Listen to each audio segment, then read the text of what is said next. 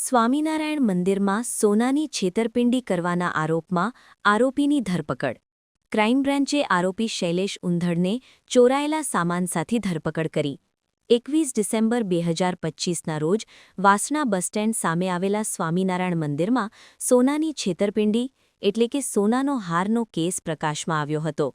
સુરતના ગોખલાભાઈ તરીકે ઓળખાતા આરોપીએ સ્વામીજીને તેની પુત્રીના MBBS પ્રવેશ વિશે જણાવ્યું હતું અને 51 ગ્રામ સોનાનો હાર ચેક દ્વારા ચૂકવવાનું વચન આપ્યું હતું.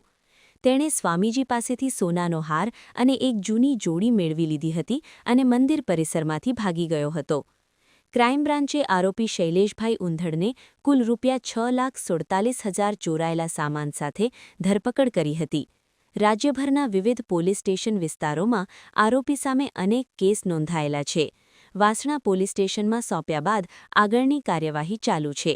પોલીસના જણાવ્યા અનુસાર આરોપી ભગવાન વિષ્ણુનો ભક્ત હોવાનો ડોળ કરીને મંદિરોમાં મોંઘા દાગીનાની છેતરપિંડી કરતો હતો. Current topic Ahmedabad. અમદાવાદ શહેરના વાસણા પોલીસ સ્ટેશનમાં એક ગુનો દાખલ કરવામાં આવેલો ગઈકાલે કે જેમાં વાસણા સ્વામિનારાયણ મંદિરમાં આરોપી ઈસમ હરિભક્ત હોવાનો ડોળ કરીને મંદિરના વ્યવસ્થાપન સાથે સંકળાયેલા વ્યક્તિઓને વિશ્વાસમાં લઈને મંદિરમાંથી એક સોનાનો હાર લઈને છેતરપિંડી કરીને ભાગી જાય છે. એ બનાવ અનુસંધાને ક્રાઇમ બ્રાન્ચે તપાસ હાથ ધરતા એક વ્યક્તિને જે છત પરથી જે મેળવી જે સોનાનો હાર હતો એની તે તથા એક્ટિવા સાથે ઝડપી પાડે છે. તે ઈસમનું નામ છે શૈલેષભાઈ છગનભાઈ ઉંધડ, જે થાણાગાલો જેતપુર રાજકોટના રહેવાસી છે. સાહેબ, આરોપીની મોડસ ઓપરેન્ડી શું સામે આવી છે? શું કહીને હાર પડાવી ગયો હતો? આરોપી જનરલી સ્વામિનારાયણ સંપ્રદાયના જે મંદિરો હોય છે, જે અલગ અલગ જિલ્લાઓમાં આવેલા હોય છે, એ અગાઉની હિસ્ટ્રી પણ જોતા જે અલગ અલગ સ્વામિનારાયણ સંપ્રદાયના મંદિરોમાં જઈને પોતે હરિભક્ત છે એવો ડોળ કરે અને કોઈને કોઈ બાના બનાવે. જેમ કે મારી દીકરીને MBBSમાં એડમિશન મળેલું છે તો મારે એ માટે હાર ચડાવવો છે ભગવાનને, તેમજ મારી કોઈ માનતા પૂરી થઈ છે અથવા જે મારી જે સંકલ્પ લીધો હતો એ સંકલ્પ મારો પૂરો થયો છે તો એ મારે એના માટે હાર ચડાવવા છે. એ રીતે મંદિરના વ્યવસ્થા તંત્ર સાથે સંકળાયેલા વ્યક્તિઓને વિશ્વાસમાં લઈને એમની પાસેથી અલગ અલગ સમયે એમને હાર મેળવેલા હતા. અને જે અનુસંધાન જે ગઈકાલનો જે ગુનો દાખલ થયેલો છે એમાં પણ આ જ સેમ એમોથી જે હાર મેળવેલો એ હારને અમે આરોપી પાસેથી રિકવર કરેલો છે. સર, આ કોન્ટેક્ટ કેવી રીતે મેળવ્યો હતો?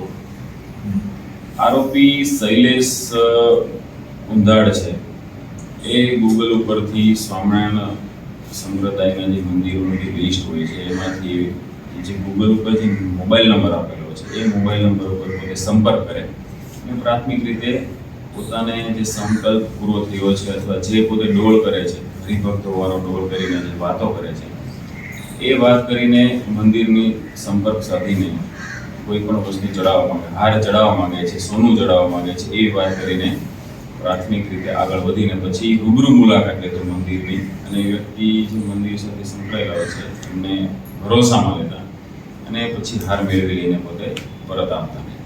હાર શેના માટે લેતો હતો? શું કહીને લેતો હતો હાર? હાર બે જે મેં આપને અગાઉ વાત કરી એ પ્રમાણે એક કોઈને કોઈ સંકલ્પ પૂરો થયો હોય, કોઈ માનતા આપણે કહીએ કે માનતા પૂરી થઈ છે એ પૂરી થઈ છે એ અનુસંધાને ચડાવવા, સંકલ્પ પૂરો થયો છે એ અનુસંધાને ભગવાનને ચડાવવા, તેમજ એના દીકરીને સારી શિક્ષણમાં, એજ્યુકેશનમાં એટલે કે આ MBBS જે સારું એજ્યુકેશન કહેવાય, MBBSમાં એડમિશન મળેલું છે એવું જણાવીને ભગવાનને હાર ચડાવવાનું જણાવી હાર ચડાવતા હોય છે. સર, આ જે આખી મોડસ ઓપરેન્ડી છે એના માઇન્ડમાં કેવી રીતે આવી? કોઈ જગ્યાએથી ત્યાં આ ટિપ્સ મેળવી હતી કે કેવી રીતે એને વિચાર આવ્યો? ટીપ્સને આરોપી હેબિચ્યુઅલ ઓફેન્ડર છે. આરોપી ગુના કરવાની ટેવ વાળો છે. આરોપી વિરુદ્ધમાં જે ગુજરાત રાજ્યના અલગ અલગ જિલ્લાઓમાં ગુનાઓ દાખલ થયેલા છે અને મોટાભાગના ગુનાઓમાં એને મંદિરનો સંપર્ક કરીને આવા જ અલગ અલગ બહાનાઓ બતાવીને હાર છે મેળવેલા છે. અલગ એવી કોઈ સ્પેશિયલ એની અલગથી કોઈ એવી માનસિકતા અલગ બીજું કામ કરવાની પણ સિમ્પલ ઇમોશનલ જે છે ફેક્ટર એ યુઝ કરે, હરિભક્ત છે એવો ડોળ કરે અને કોઈ બી જે બાના બતાવીને વિશ્વાસમાં લઈ વ્યવસ્થા તંત્રને પોતે હાથ મેળવી લે. અત્યાર સુધીમાં કુલ કેટલા ગુનાનો પીડિત ઉકેલ આવ્યો છે? અગાઉ તેનો ગુનાહિત ઇતિહાસ શું સામે આવ્યો છે? આરોપી બીજા એક સહ આરોપી છે એની સાથે મળીને જનરલી ચોરી કરતા હોય છે. સહ આરોપી છે એનો મિત્ર છે જેનું નામ છે કલ્પેશ બ્રજલાલ વોરા, કે જે થાણા જે બોરડી સમઢિયાળા જેતપુરનું એક ગામ છે ત્યાંના રહેવાસી છે. એમની સાથે મળીને ચોરી કરતા હોય છે અને આરોપી વિરુદ્ધમાં અગાઉ 13 ગુના નોંધાયેલા છે અલગ અલગ જિલ્લાઓમાં, જેમાં ભાવનગર, ભુજ, જુનાગઢ, પોરબંદર, સુરત એવી રીતે અલગ અલગ શહેરોમાં આવેલા સ્વામિનારાયણ મંદિરોમાં આવી રીતના છેતરપિંડી કરીને જે હાર મેળવેલો છે એ બાબતે અગાઉ ગુના દાખલ થયેલા છે, તેમાં પણ તેની ધરપકડ કરવામાં આવી છે. સાહેબ, મુખ્યત્વે કારણ શું, કયા કારણોસર તે પોતે આવું કરતો હતો? આરોપીની શારીરિક જે સ્થિતિ છે એ એની એક બીમારીથી પીડાય છે જે ડાયાલિસિસ એને કરવું પડે છે. એની બંને કિડનીઓ ફેલ છે અને હાર્ટ પણ 50% એનું કામ કરે છે. એટલે શારીરિક પરિસ્થિતિ જે એને સારવાર લેવાની જે જરૂર જણાય છે એના માટે જે ખર્ચની જરૂર પડે એના માટે આરોપી આવી રીતે છેતરપિંડી કરીને હાર મેળવતો હોય છે કે જેને વેચીને પૈસા મેળવીને એમાંથી એનો સારવારનો ખર્ચ કાઢવા માટે એની માનસિકતા. અન્ય આરોપી જે કલ્પેશ છે એનો રોલ? આ ગુનામાં જે અન્ય આરોપી કલ્પેશ છે એનું કામ છે જે મુખ્ય આરોપી શૈલેષ છે કે જે વિશ્વાસ ભરોસો અપાવે છે, હરિભક્ત બનવાનો ડોળ કરે છે.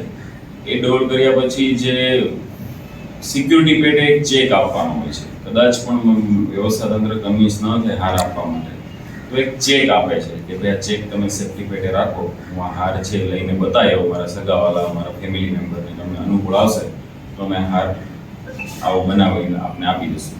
એટલે સહ આરોપી જે કલ્પેશ છે એનું મુખ્ય કામ છે જે ચેક છે અલગ અલગ વ્યક્તિઓના નામના ચેકોની વ્યવસ્થા કરીને મંદિરમાં આપીને એક પ્રકારનો ભરોસો સંપાદન.